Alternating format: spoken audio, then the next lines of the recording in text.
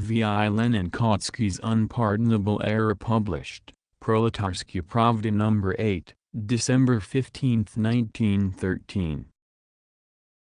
Published according to the Proletarsky Pravda text.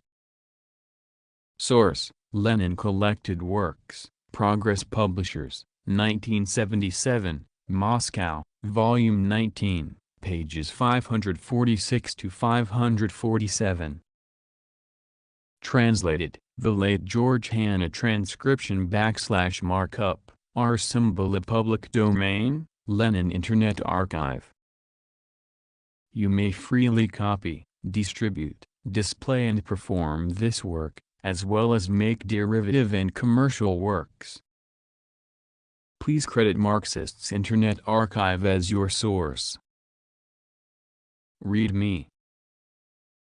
In Proletarsky Pravda No. 6, we commented on the speech Comrade Kautsky delivered during the discussion of Russian affairs in the International Socialist Bureau, and on the amazing, to the Russian reader, complete and deplorable ignorance of Russian affairs that he then displayed.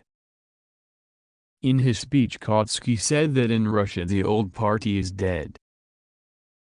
In a second speech, replying to the objections that had been raised to this, Kautsky said, "I did not say that Russian social democracy is dead, I merely assert that the old forms are broken and that new forms must be created." This is how Vorwärts, the central organ of the German party, whose delegate Kautsky was, reports the matter. Vorwärts is published in the city where Kautsky lives, and, of course, if he had found that he had been incorrectly reported, he would have hastened to correct the report, as he has done on more than one occasion on questions far less important than the question of the existence of an entire party, and of one affiliated to the International at that. And now, number 101 of Novaya Liquidatorskaya Gazeta publishes its own report of the meeting of the International Bureau, in which Kautsky's second speech is so reported as to make it appear that Kautsky definitely denied that he had stated that the party is dead. We would have been the first to rejoice had Kautsky really spoken a second time in order emphatically to withdraw the view which he had expressed, and which was based on his most deplorable ignorance of Russian party life. But alas!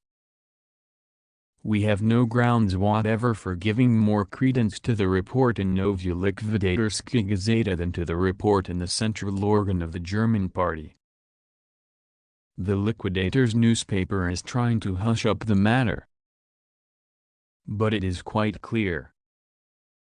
In his statement about the old party being dead, Kautsky not only betrayed ignorance of the facts about the Russian working class movement, but also revealed what sort of influence the liquidator whisperers abroad exercise upon our foreign comrades.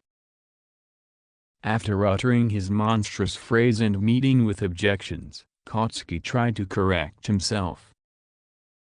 As reported in Vorwärts, the central organ of the German Social Democratic Party, he appears to have corrected himself badly, and as reported by the Liquidator correspondent, he appears to have corrected himself better, but not very much better, for what does he mean by the form of social democracy, if not the party?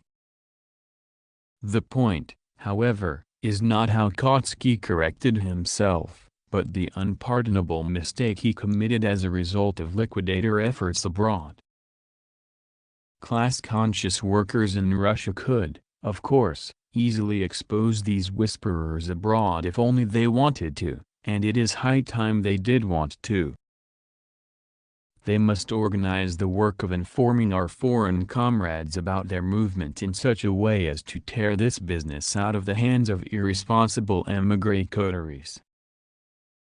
They must counteract the efforts being made by whisperers to use the ignorance, natural, of foreign parties for their own liquidator ends.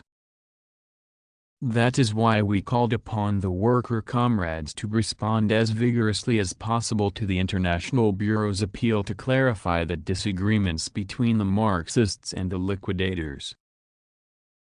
Let the foreign comrades at last hear the voices of the workers themselves and not those of the liquidator whisperers.